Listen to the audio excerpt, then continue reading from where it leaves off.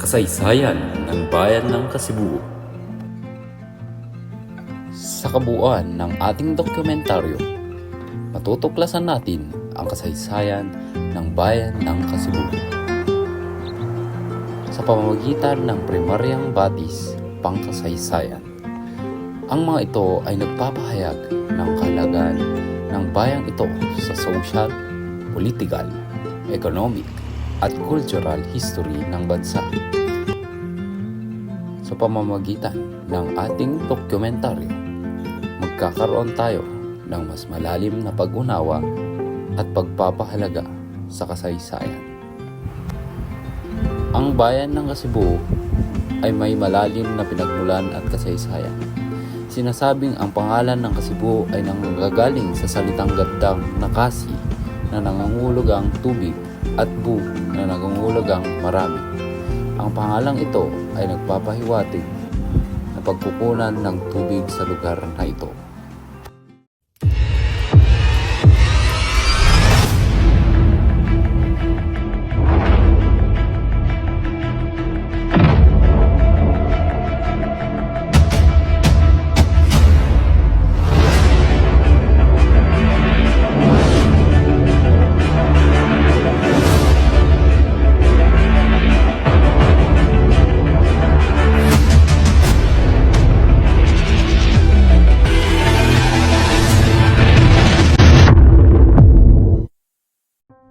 Maligayang pagdating sa dokumentaryong vlog tungkol sa kasaysayan ng Bayan ng Kasibuo.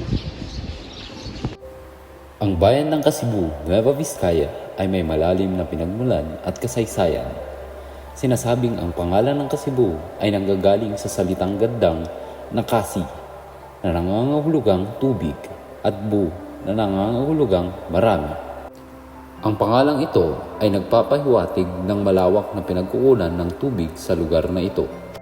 Ang una kong pinuntahan ay isa sa mga primaryang batis na ipanatayo noon.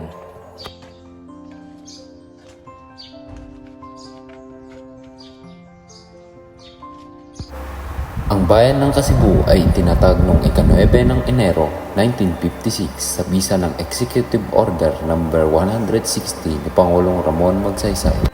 Ito ay isang bayan na matatagpuan sa lalawigan ng Nueva Vizcaya, Pilipinas. Dumako naman tayo sa kasaysayang pang-social. Ang bayan ng Kasibuo sa Nueva Vizcaya ay may kasaysayan sa larangan ng lipunan at kultura. Noong unang panahon, ang bayan ay may mga paaralan at konstabularyo na itinatag para sa mga tribong Ilongot o Bugkalot. Ang mga Ilongot ay isa sa mga pangkat ng mga katutubo na naninirahan sa lugar. Ang pagkakaroon ng mga institusyong ito ay nagpapakita ng pagsisikap ng pamahalaan na pamahalaan ang lugar at magbigay ng edukasyon sa mga tao. Sa kasalukuyan, ang bayan ng Kasibuo ay nagbibigay ng malaking kontribusyon sa ekonomiya ng Nueva Vizcaya sa pamamagitan ng agrikultura. Ang mga pangunahing produksyon ng bayan ay palay, mais, citrus, at gulay.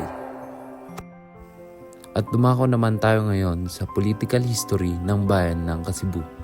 Noong Enero 9, 1956, opisyal na naitatag ang bayan ng Kasibuo sa bisa ng Executive Order No. 160 na ipinatupad ni Pangulong Ramon Magsaysay mula noon, at ito ay naging isang third-class municipality sa lalawigan ng Nueva Vizcaya.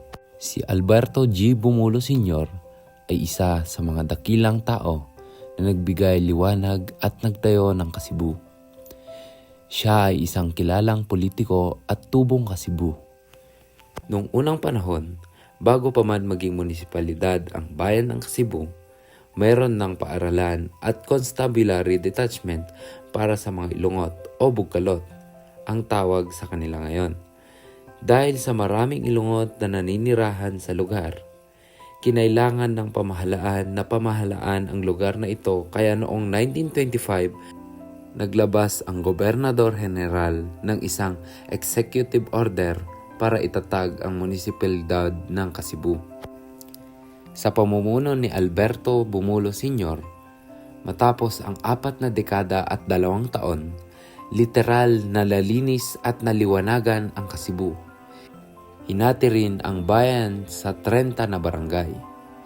Sa kasalukuyan, ang Kasibu ay isang third-class municipality sa lalawigan ng Nueva Vizcaya at may populasyon na 31,515 katao sa 5,200 na sambahayan. Bilang bahagi ng modernong Kasibu, tumulong si Alberto Bumulo Sr. sa Department of Education sa pagtayo ng mga paaralan sa malalayong lugar.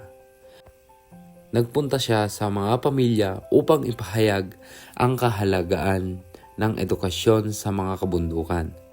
Siya ay isang matagumpay at estratehikong politiko. Ngunit noong ika-14 ng Mayo 2013, pumanaw si Alberto Bumulo Sr. sa edad na 68. Siya ay namatay habang lumalaban sa mga problema sa kalusugan, nakakaakibat ng pagtanda. Ang kanyang mga tagumpay bilang isang politiko ay nagpapakita ng kanyang dedikasyon sa paglilingkod sa mga mamamayan ng Kasibu. Siya ay kilala bilang The Builder ng munisipalidad ng Kasibu at ang kanyang mga kontribusyon ay patuloy na nagpapahiwatig ng kasaysayan ng bayan.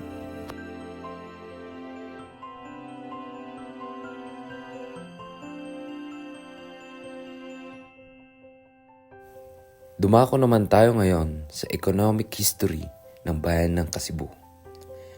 Ang bayan ng Kasibu ay mayroong malalim at mayamang kasaysayan sa larangan ng ekonomiya.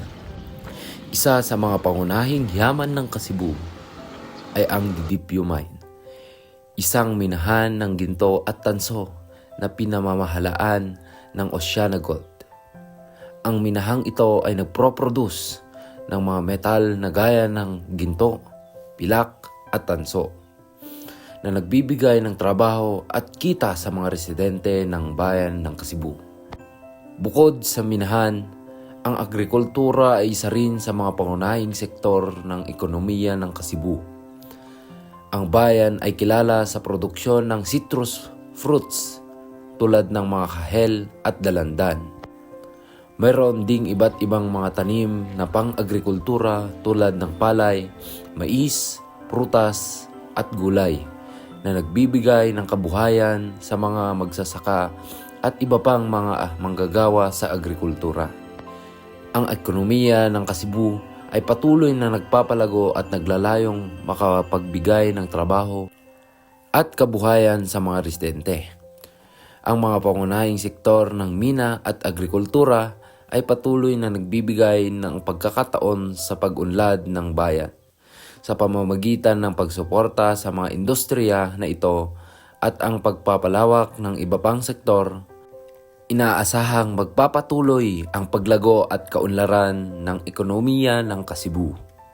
Dumako naman tayo ngayon sa cultural history ng bayan ng Kasibu.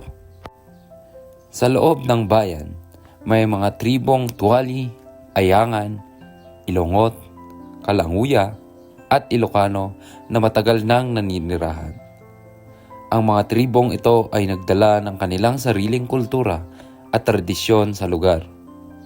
Ang mga pista at selebrasyon tulad ng Pugungan Festival ay nagpapakita ng pasasalamat at paghahandog ng mga magsasaka para sa mga biyaya na natanggap nila. Ang Kasibu ay may malalim na kasaysayan na nagpapakita ng pag-unlad at pagbabago sa loob ng mga taon. Ang mga kultura ng mga tao ay nagpapakita ng kanilang pagmamahal sa kanilang bayan at ang kanilang pagpapahalaga sa mga tradisyon at kultura ng mga tribong naninirahan sa lugar.